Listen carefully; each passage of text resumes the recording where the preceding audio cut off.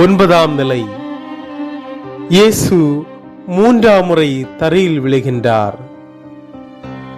இயேசு மெசியாவே, உம்மை நாங்கள் வணங்கி ஆராதித்து போல்கின்றோம். ஏனென்றால் உமது திருசிலுவையால் நேர் உலகத்தை மீட்டி.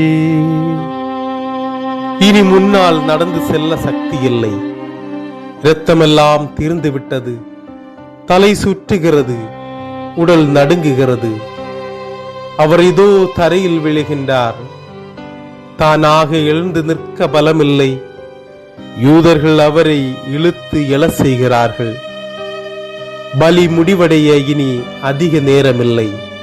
அவர் நடக்க முயற்சிக்கிறார்.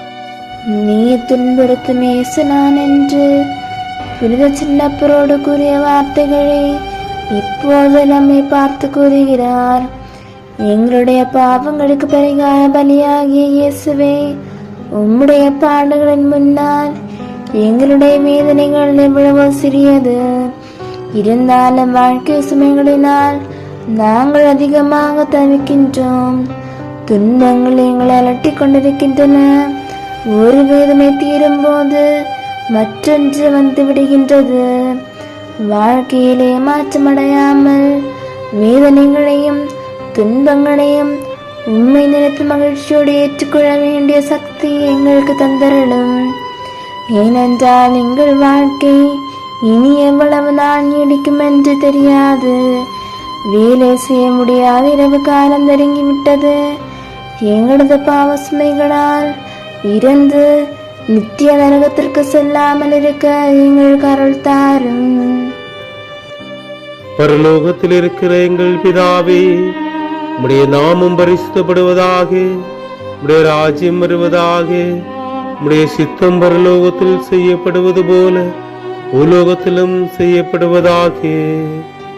எங்களுக்கு வேண்டிய அப்பத்தை இன்று எங்களுக்கு தந்தருளும். எங்கள் கடன்காரர்களுக்கு நாங்கள் மன்னித்தது போல எங்கள் கடன்களையும் பாவங்களையும் மன்னித்தருளும். எங்களை சோதனையில் புகவிடாதேயும், தீயோரிடமிருந்து எங்களை ரட்சித்தருளும். ஏனெனில் ராஜ்யம் வல்லமையும் மகிமையும் என்றென்றும் உடையனவே. ஆமென். அருள் நிறைந்த மரியே வாழ்க. ஆண்டவர் உம்முடனே, பெண்களுக்குள் ஆசீர்வதிக்கப்பட்டவள் நீரே. உம்முடைய திருவயிற்றின் கனியாகிய இயேசுவும் ஆசீர்வதிக்கப்பட்டவரே. மரியே, பாவிகளாயிருக்கிற எங்களுக்காக இப்பொழுதும் எங்கள் இறப்பின் வேளையிலும் வேண்டிக் கொள்ளும். ஆமென். ஆண்டவரே, ஆசீர்வதித்தருளும். எங்களை ஆசீர்வதித்தருளும். புனித இறையன்னையே, உமது திருமகனின் திருக்காயங்களை எனது இதயத்தில் ஆழமாய் பதிய செய்தருளும்.